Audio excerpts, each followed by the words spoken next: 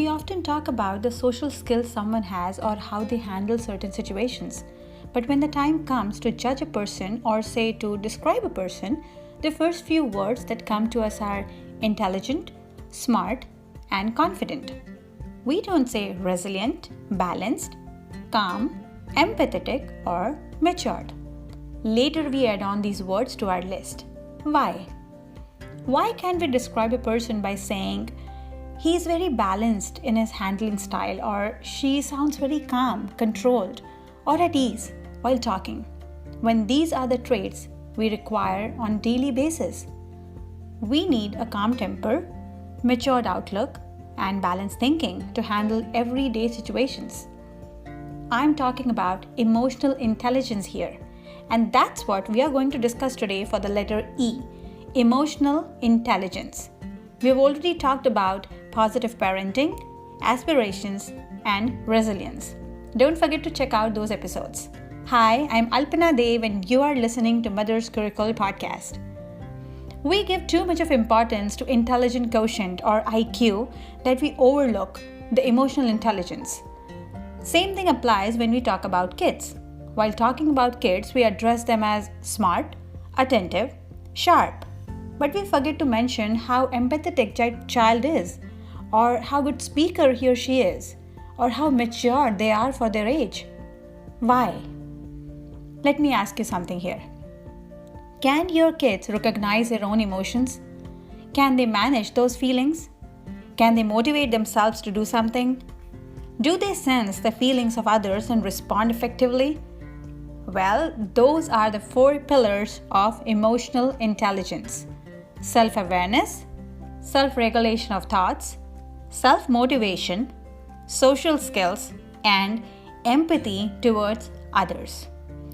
If you have answered these questions as yes, then congratulations! Your child has likely developed some or all the skills that form the basis of emotional intelligence. So why am I talking too much about emotional intelligence today? It's because emotional intelligence forms the juncture at which cognition and emotion meet. It facilitates our capacity for resilience, motivation, empathy, reasoning, stress management, communication, and our ability to read and navigate a plethora of social situations and conflicts. Let's talk about one by one. Self-awareness.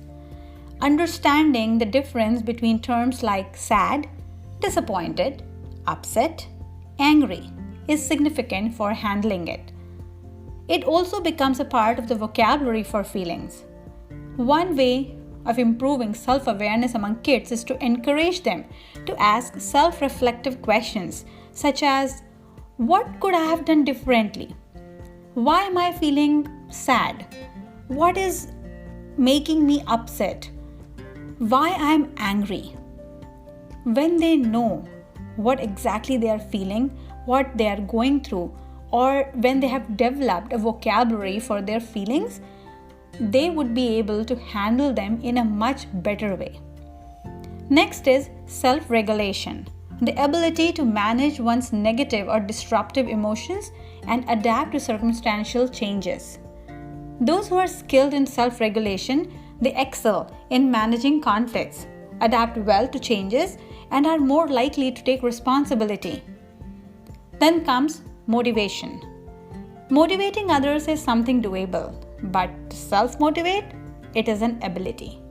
No wonders it is one of the pillars of emotional intelligence. With this ability, we are not dependent on external praise or reward. Individuals who can motivate themselves in this way tend to be more committed and goal-focused. Social skills. The ability to manage the emotions of others through emotional understanding and using this to build rapport and connect with people to skills such as active listening, verbal and non-verbal communication. These skills are developed in our formative years at school, often provide the foundation for future habits later on in life. Last but not the least, empathy. Empathy is the ability to take into perspective what others must be feeling, giving due respect to their thoughts, the ability to recognize and understand how others feel and consider those feelings before responding to social situations, and being able to convey their perspective back to them. Children generally develop empathy through observing how others show it, including watching teachers and students empathize with each other. Using phrases such as "I understand," or "I realize," or "I can see" can help to teach students how an understanding of different perspectives can be expressed. For example, if you have a teenager who is not in a good mood that two of you are having a talk, saying that "I understand" or "I'm trying to understand what you mean to say," it works. At least they feel supported. Emotional intelligence importance should not go unappreciated. The ability to understand and manage your emotions is the first step in realizing your true potential. How can we achieve meaningful progress if we don't recognize and acknowledge the point from where we are starting? Think about it. Today's episode is not very long, but the topic of emotional intelligence is very deep. It needs thoughts. It needs a sincere effort from us, parents or adults, and we should be able to incorporate the practice of emotional intelligence when we are parenting. Today, kids in today's circumstances, they are going through a lot. We may not see it, we may not feel. Everything must be looking all fine when they are busy in online learning. Everything is in its place, but there is a lot that we can do.